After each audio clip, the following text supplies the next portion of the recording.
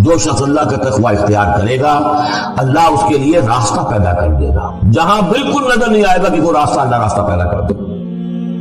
بالکل نظر نہیں آ رہا تھا موسیٰ کے ساتھیوں کو جب کیسے بچیں گے، پیچھے لشکر آگے آگے سمندر ہے، تو اللہ نے راستہ پیدا کیا۔ خود حضرت ابو بکر کا جو حال ہو گیا تھا کہ حضور اگر انہوں نے ذرا بھی دیکھ لیا نیچے اپنے قدموں کی طرف بھی نگاہ ڈالی تو ہم نظر آ جائیں گے، آپ نے فرمایا لا تحزن ان اللہ معنا، راستہ نکال کر اللہ۔ پھر حضور گئے طائف، لیکن وہاں سے خالی ہاتھ آئے، مدینے میں اللہ نے خود ہی کھڑکی کھول دی، 6 آدمی ایمان لے آئے، آپ گئے ہی نہیں اور وہاں انقلاب بھی آ گیا۔ عظیم، اس اعتبار سے اللہ مخرج پیدا کرتا ہے۔ تم صحیح طریقے پر چلتے رہو، تقوی اختیار کرو، صحیح راستے پر جد و جہد کرو، یہ کام اللہ پر چھوڑو، کب اسے منظور ہے اس کا کامیاب ہونا؟ جب ہوگا وہ راستہ ایسا کھول دے گا کہ تمہیں گمان بھی نہیں ہوگا، اور اسے رزق دے گا وہاں سے جہاں سے اسے گمان بھی نہیں ہوگا۔ اقامت دین کی جد و جہد ہو، غلبہ دین کی جد و جہد ہو، اپنے آپ کو اس کا فیصلہ کرنا ہو تو سب سے بڑی رکاوٹ آتی کھائیں گے کیا؟ تو اللہ تو کہتا ہے راضی میں ہوں، ہے ایمان اور یقین اس پر، کر کے دیکھو تو صحیح، اس پر اعتماد تو کرو، لیکن یہ کہ اس پر اعتماد کرنا توکل بڑی مشکل بات۔ وہ تو جتنا ایمان ہوگا اس پر اعتماد ہوگا، اور گہرا ایمان ہوگا وہ گہرا اعتماد ہوگا۔ یہ تو ابھی تقویٰ والے کی بات ہے کہ وہ وہاں سے رزق دے گا جہاں سے اسے ملے گا بھی نہیں، اور جس نے اللہ پر توکل کر لیا تو وہ اس کے لیے بہت کافی ہو جائے گا۔ توکل کر کے تو دیکھو، حسبہ وہ اس کے لیے کافی ہے۔ یہاں تک فرمایا ہے حدیث میں من کان فی حاجت اخیہ کان اللہ فی حاجتہ ہی، اگر کوئی مسلمان اپنے کسی بھائی کی ضرورت پوری کرنے میں لگ رہا ہے، اپنا وقت صرف کر رہا ہے، اللہ اس کی ضرورت پوری کرنے شروع کر دیتا ہے۔ فکر ماں در کار ماں آزار ماں، کار ساز ماں بے فکر کار ماں، یہ فارسی شاعری کے اندر یہ دینی حقائق ہے۔ کار ساز ماں بے فکر کار ماں، میرا کارساز میرے کاموں کی فکر کر رہا ہے، میں نے اپنے آپ کو اس کے کام کے لیے لگا دیا۔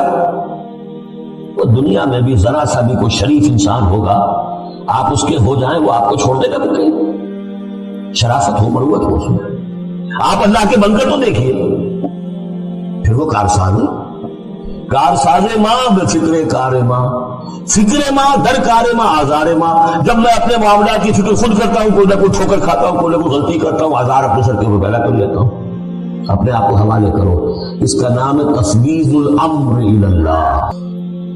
ان اللہ بالغ امرہ، اللہ تعالیٰ تو اپنا معاملہ تو پورا کر کے ہی رہتا ہے، وہ تو دین کو غالب کرنا ہی ہے۔ کون اس کے اندر نفع کما گیا، کون محروم رہ گیا، یہ ان کی قسمت ہے۔ ابو بکر اور عمر اور عثمان اور علی اور عبد الرحمن ابن عوف یہ اپنی بازی جیت گئے، ابو جہل ابو لہب محروم ہے، یہ تو ان کا معاملہ ہے۔ اللہ تو اپنی بات پوری کرا دے گا، اور اس دنیا کے ختم ہونے سے پہلے پورے عرضی پر اللہ کا دین غالب ہوگا، یہ ہونا ہے۔ دیکھنا یہ ہے کہ تم اس بہتی گنگا میں کو ہاتھ دھونے کو تیار ہو یا نہیں، یا تم محرومین کی فہرست میں اپنے آپ کو لانا چاہتے۔ بس اپنا تل بندھن لگا دو، اس کے اندر تمہاری ہڈیوں کا چورا ہو کر بھی اس نئی تعمیر کی بنیادوں میں اگر لگ جائے تو بہت بڑی کامیابی۔ قد جعل اللہ لکل شیء قدرا، بہت عمدہ مقام ہے، اللہ نے ہر چیز کے لیے ایک اندازہ مقرر کیا ہوا ہے، کب اللہ کی مدد آئے گی یہ بھی اس نے طے کیا ہوتا ہے۔ You have to qualify، pre qualification conditions ہیں، تب مدد آئے گی، نہیں آتی مدد۔ اپنا سب کچھ لگا دو، پھر کہو کہ اللہ میری 15 برس کی کمائی کل میدان میں نے ڈالی ہو، 15 برس کی کمائی، دن کی اور رات کی کوششیں ہیں میری، صبح اور شام کی کوششیں ہیں میری، 15 برس وہ میدان میں لا کے ڈال دیا۔ تب پکارو اللہ کو۔